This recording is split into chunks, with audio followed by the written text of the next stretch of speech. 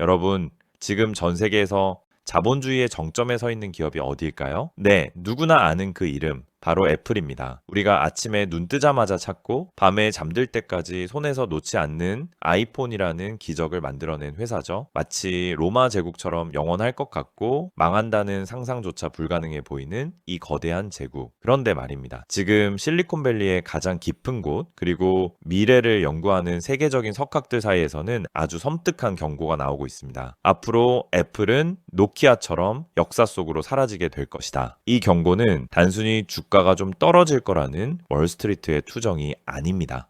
이 카이스트의 뇌과학자 김대식 교수를 비롯한 많은 미래학자와 전문가들이 AI, 즉 인공지능 시대에 접어들면서 애플의 성공 공식이 오히려 스스로를 찌르는 치명적인 독이 되었다는 아주 냉정하고 구조적인 진단을 내리고 있는 겁니다. 오늘 이 영상을 끝까지 보시면은 단순히 애플이라는 회사의 운명을 넘어서 다가오는 AI 세상에서 나는 과연 생존할 수 있는가에 대한 뼈저린 통찰을 얻게 되실 겁니다. 자, 로마 제국도 하루아침에 무너지지 않았듯이 애플의 균열도 이미 시작되었습니다. 그 진실을 지금부터 파헤쳐 보겠습니다. 애플을 지금의 신적인 위치로 끌어올린 원동력은 무엇이었을까요? 혁신과 기술도 있지만 더 중요한 것은 관계에 가까운 완벽주의였습니다. 창업자 스티브 잡스는 소비자가 절대 열어볼 일 없는 컴퓨터 내부의 기판, 그 보이지 않는 납땜의 배열까지 아름다워야 한다고 소리쳤던 사람입니다.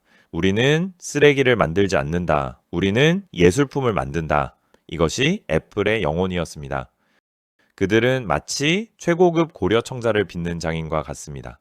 흠집 하나 없는 마감, 완벽하게 통제된 색감, 0.1mm의 오차도 허용하지 않는 디자인. 우리는 그 숨막히는 완벽함에 홀려 경쟁사보다 2배, 3배 비싼 값을 기꺼이 지불했습니다. 그것은 공산품이 아니라 명품이었으니까요. 고객들은 이 빈틈없는 마감과 완벽한 사용자 경험에 매료되어서 기꺼이 비싼 값을 지불했고 우리는 이것을 애플 감성이라고 부르며 열광했습니다.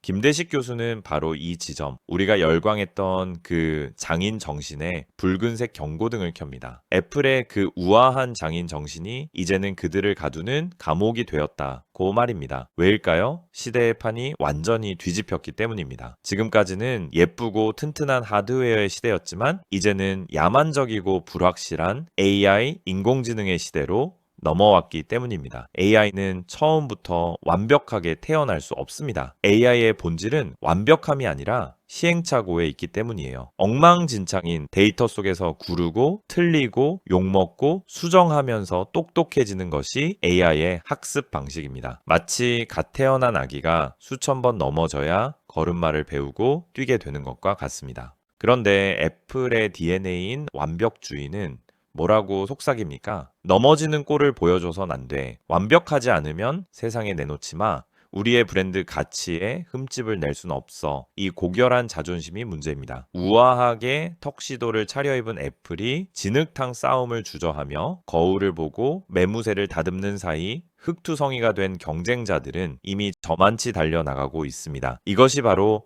첫 번째 위기, 성공의 저주입니다. 현재의 AI 개발 경쟁을 태평양을 건너는 보잉 747 비행기에 비유해 볼 수 있습니다. 지금 우리는 구시대라는 대륙을 떠나 AI 시대라는 신대륙으로 날아가고 있습니다. 그런데 문제가 생겼습니다. 타고 있는 비행기의 엔진이 너무 낡아 이대로는 신대륙에 갈 수 없거든요. 여기서 구글, 마이크로소프트, 오픈 AI 같은 경쟁자들은 미친 짓을 감행합니다. 일단 이륙해, 그리고 날아가면서 엔진을 교체한다? 상상해 보십시오. 3만 피트 상공, 시속 900km로 날아가는 비행기 날개 위에서 엔지니어들이 엔진을 뜯어내고 새 엔진을 달고 있습니다. 기체는 미친 듯이 요동치고 승객들은 비행기가 왜 이러냐, 추락하는 거 아니냐며 비명을 지릅니다. 이게 바로 지금 우리가 보는 챗GPT나 제미나이의 모습입니다. 툭하면 할루시네이션, 즉 거짓말을 하고 서버가 터지고 혐오 발언을 쏟아내기도 합니다. 사람들은 욕을 하죠. 하지만 그들은 멈추지 않습니다. 왜냐고요? AI는 실험실이 아니라 엉망진창인 현실 세계의 데이터, 승객들의 비명과 불만 속에서 성장하기 때문입니다. 그들은 욕을 먹는 대신 데이터라는 귀중한 식량을 얻으며 비행 속도를 점점 높이고 있습니다. 그런데 우리의 귀공자 애플은 지금 어디에 있을까요? 그들은 여전히 활주로에 비행기를 세워두고 있습니다. 엔지니어들이 비행기 외벽에 광을 내고 좌석에 가죽을 닫고 있습니다. 기장이 방송을 합니다. 승객 여러분, 우리는 완벽함을 추구합니다. 비행기가 조금이라도 흔들리는 건 애플의 품격에 맞지 않습니다. 엔진 교체가 완벽하게 끝나고 테스트 비행을 100번 마칠 때까지 이륙하지 않겠습니다. 라고 외치고 있어요. 경제 원리 중에 파괴적 혁신이라는 무서운 개념이 있습니다. 역사를 돌이켜보면 시대를 호령했던 거인들은 기술이 부족해서 망한 적이 없습니다. 돈이 없어서 망한 적도 없습니다. 그들은 항상 아주 하찮아 보이는 신기술을 비웃다가 멸망했습니다. 1975년 코닥의 한 젊은 엔지니어가 세계 최초로 디지털 카메라를 발명했습니다. 그가 경영진에게 이 기계를 보여줬을 때 경영진은 코웃음을 쳤습니다. 이봐, 화질이 이게 뭔가? 흐릿하고 형편없잖아. 우리 코닥 필름의 그 선명하고 아름다운 색감을 보게. 누가 이런 장난감 같은 기계로 사진을 찍겠나? 당장 서랍 속에 처박아 두게. 코닥은 자신들의 완벽한 필름을 지키기 위해 미래를 죽였습니다. 그리고 그 결과는 100년 기업의 파산이었습니다. 2007년 스티브 잡스가 처음 아이폰을 들고 나왔을 때를 기억하십니까? 당시 전 세계 휴대폰 시장의 50%를 장악했던 제왕 노키아의 임원들은 배를 잡고 웃었습니다. 저걸 전화기라고 만든 건가? 떨어뜨리면 유리가 박살나고 배터리는 반나절도 못 가고 통화 품질은 엉망이잖아. 사람들은 결국 통화가 잘 터지고 튼튼한 우리 노키아로 돌아올 거야. 노키아는 자신들의 강점인 통화 품질과 내구성이라는 성공 공식에 취해 스마트폰이라는 거대한 파도를 보지 못했습니다. 아니, 보고도 무시했습니다. 그 오만함의 대가는 불과 5년 만에 휴대폰 시장에서 완전히 삭제되는 것이었죠. 지금 애플의 모습에서 무덤 속에 있는 코닥과 노키아의 그림자가 보이지 않으십니까? 챗GPT가 처음 세상에 나와 헛소리를 하고 오류를 뿜어낼 때 애플은 침묵하거나 냉소했습니다. 시리가 있는데 뭐가 걱정이야? 라며 자신들의 생태계를 맹신했고 생성형 AI라는 기술이 자신들의 완벽한 하드웨어 경험을 망칠까봐 두려워했어요. 그들이 코닥처럼 노키아처럼 우리는 완벽해 라는 최면에 걸려 있는 사이 세상은 이미 뒤집혔습니다. 역사는 소름 끼칠 정도로 똑같이 반복되고 있거든요. 애플 왕국은 아름답습니다. 하지만 그 성문은 굳게 닫혀 있고 성벽은 하늘 높이 솟아 있습니다. 우리는 이것을 폐쇄적 생태계 혹은 아이폰의 정원이라고 부릅니다. 아이폰 안에서는 오직 애플이 허락한 앱만 깔 수 있고 애플이 허락한 방식대로만 움직여야 합니다. 그동안 이 폐쇄성은 애플의 가장 큰 자랑이었습니다. 덕분에 보안은 철통 같았고 바이러스는 없었으며 사용자 경험은 최고였죠. 하지만 AI 시대의 이 높고 견고한 성벽은 외부의 적을 막는 방패가 아니라 내부의 사람들을 굶겨 죽이는 감옥이 됩니다. 왜냐하면 AI는 천재 한 명이 만드는 게 아니기 때문입니다. AI는 전 세계 수십억 명의 집단 지성이 만드는 결과물입니다. 오픈소스 생태계를 보십시오. 전 세계의 수많은 개발자가 밤을 새워 코드를 짜고 서로 공유하고 훔치고 개량하면서 폭발적인 속도로 AI를 진화시키고 있습니다. 챗GPT가 불과 몇 년 만에 엄청난 지능을 갖게 된 건 인터넷에 있는 전 세계의 모든 지식을 개방이라는 무기로 먹어 치웠기 때문이거든요. 그런데 애플은 여전히 구시대의 문법을 고집합니다. 쉿, 비밀이야. 우리 기술 밖으로 유출하지 마. 다른 회사 거랑 호환되게 하지 마. 우리끼리만 써야 해. 성 밖에서는 AI 혁명이라는 거대한 쓰나미가 몰아치고 모든 것이 연결되고 융합되는데 성 안에서 문을 걸어 잠그고 고립된 섬 갈라파고스로 만들고 있습니다. 이런 폐쇄적인 문화는 세 번째 재앙인 인재 유출로 이어집니다. AI 기술력의 핵심은 슈퍼컴퓨터가 아니라 사람입니다. 천재적인 AI 과학자 한 명이 수만 명의 평범한 개발자보다 더 중요한 시대입니다. 그런데 지금 전 세계 최고의 AI 천재들이 애플을 기피하고 있습니다. 심지어 애플에 있던 인재들도 줄줄이 퇴사하고 있습니다. 왜 그럴까요? 연봉을 적게 줘서일까요? 복지가 나빠서일까요? 천만의 말씀입니다. 애플은 돈이 넘쳐나는 회사입니다. 이유는 딱 하나, 침묵의 강요 때문입니다. 과학자들에게 논문은 자신의 이름이자 얼굴, 그리고 영혼입니다. 내가 이런 새로운 사실을 발견했다라고 전 세계 학회에 발표하고 동료들에게 인정받는 것, 역사에 이름을 남기는 것. 그것이 이 천재들을 움직이는 가장 큰 욕망입니다. 구글 메타 메타, 페이스북, 마이크로소프트는 이걸 너무나 잘합니다. 그래서 그 연구원들에게 제발 논문 좀 써라. 학회에 가서 우리 회사 기술 좀 자랑해라. 라고 등을 떠밉니다. 그래야 회사의 명성도 올라가고 인재들도 행복해야 하니까요. 하지만 애플은 다릅니다. 스티브 잡스 시절부터 내려온 그 지독한 비밀주의가 여기서도 발목을 잡습니다. 논문 절대 안 돼. 경쟁사가 알면 어쩌려고. 네가 발견한 건 애플의 영업 비밀이야. 무덤까지 가져가. 학계에서 애플은 AI 과학자들의 블랙홀이라고 불립니다. 아무리 위대한 천재가 들어가도 아무리 놀라운 발견을 해도 애플이라는 거대한 비밀 금고 속에 갇혀 다시는 세상 밖으로 나오지 못하기 때문입니다. 그렇다면 조금 더 근본적인 질문을 던져보겠습니다. 그래도 아이폰은 예쁘고 편하잖아. 사람들이 계속 사주지 않을까?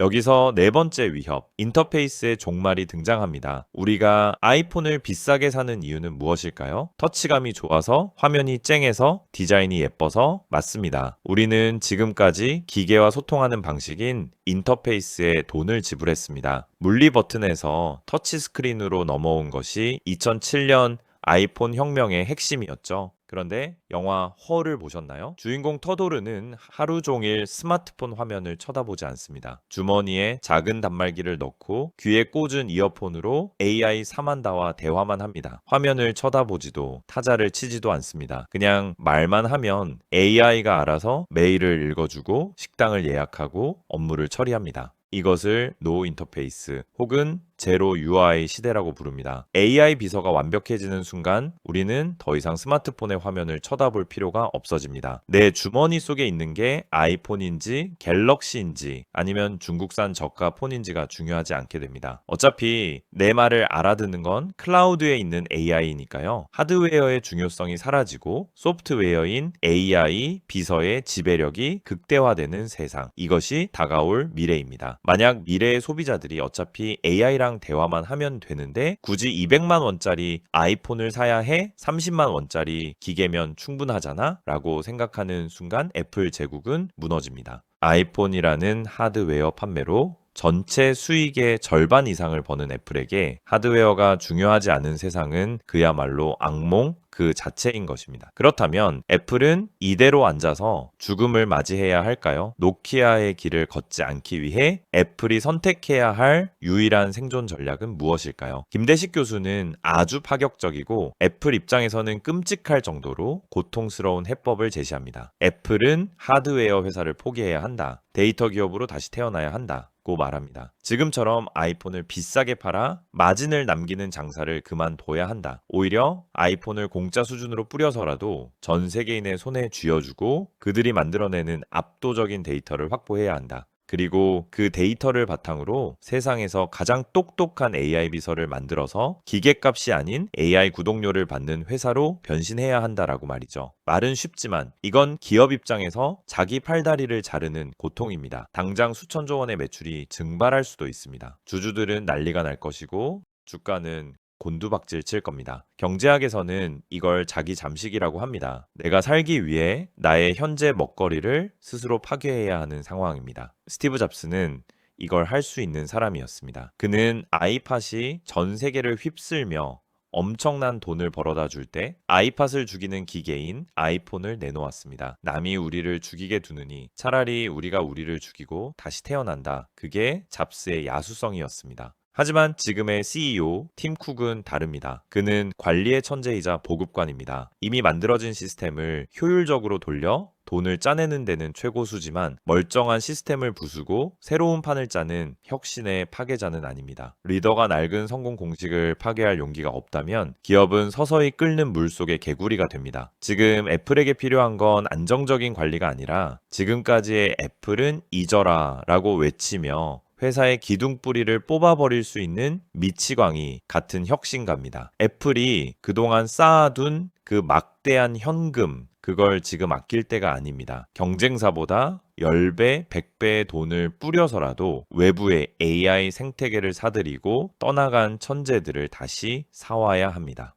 우리가 최고라는 오만함을 버리고 돈으로라도 기술을 사겠다는 절박함만이 애플을 구원할 수 있습니다. 자, 이제 우리 이야기로 돌아와 볼까요? 애플도 흔들리는 이 격변의 시대, 여러분은 어떻게 준비하고 계신가요? 혹시 이 영상을 보면서 애플 큰일 났네, 주식 팔아야겠다라고만 생각하고 계신가요? 아니면 나는 문과라서 AI는 몰라? 그건 개발자들이나 하는 거지 라며 남의 일처럼 여기고 계신가요? 그렇다면 당신은 정말 위험합니다. AI는 먼 미래의 이야기가 아닙니다.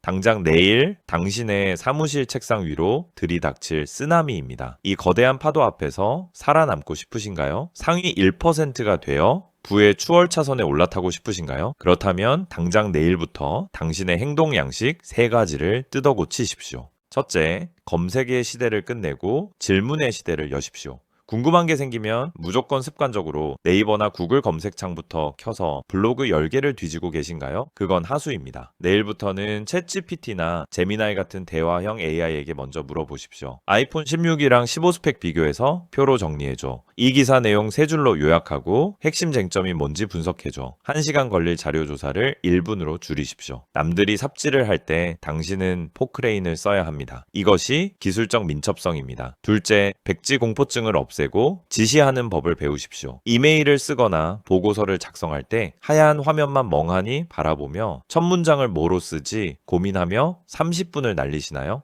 이제부터 초안은 무조건 AI에게 맡기십시오. 거래처에 보낼 정중하지만 단호한 거절 메일 써줘. 이번 달 마케팅 기획안 목차 5개만 잡아줘. AI는 당신의 비서입니다. 비서가 초안을 가져오면 당신은 사장님처럼 빨간 펜을 들고 수정만 하면 됩니다. 처음부터 끙끙대지 말고 AI의 결과물 위에 당신만의 통찰과 경험을 얹으십시오. 당신의 생산성은 10배, 아니 100배 폭발할 것입니다. 셋째, 언어의 감옥을 탈출하여 전 세계를 무대로 삼으십시오. 나는 영어를 못해서 해외 뉴스는 못 봐. 이건 이제 비겁한 핑계입니다. 디벨, 구글 번역기, 유튜브 자동 번역, AI 도구를 쓰면 전 세계의 모든 정보가 내 것이 됩니다. 한국어 정보라는 좁은 우물에 갇혀 있지 마세요. AI라는 완벽한 통역사를 옆에 끼고 실리콘밸리의 최신 트렌드, 월스트리트의 고급 정보를 실시간으로 흡수하십시오. 남들보다 한 발 앞선 정보, 그 정보의 격차가 곧 당신의 부의 격차가 될 것입니다. 여러분, 마지막으로 이 한 문장을 반드시 기억해 주세요. AI는 인간을 대체하지 않습니다. 하지만 AI를 자유자재로 쓰는 인간은 AI를 거부하고 못 쓰는 인간을 아주 잔인하게 그리고 확실하게 대체할 것입니다. 애플이 과거의 영광에 취해 적당히 완벽한 아이폰에 안주하다가 위기를 맞게 되듯이 우리도 과거에 배운 지식과 적당한 경력에 안주한다면 쓰나미에 쓸려 나갈 수밖에 없습니다. 하지만 도구를 두려워하지 않고 과감하게 올라타는 사람은 이 거대한 파도 위에서 그 누구보다 멋지게 서핑을 즐기게 될 것입니다. 애플의 위기를 그저 구경만 하지 마십시오. 이것은 곧 내 밥그릇의 위기이자 동시에 내 인생을 바꿀 기회입니다. 선택은 지금 당신의 손끝에 달려 있습니다. 말랑한 경제학은 앞으로도 세상에서 가장 날카롭고 유익한 통찰을 전달해 드리겠습니다. 오늘 이 이야기가 당신의 생존 본능을 깨웠다면 구독과 좋아요 부탁드려요. 감사합니다.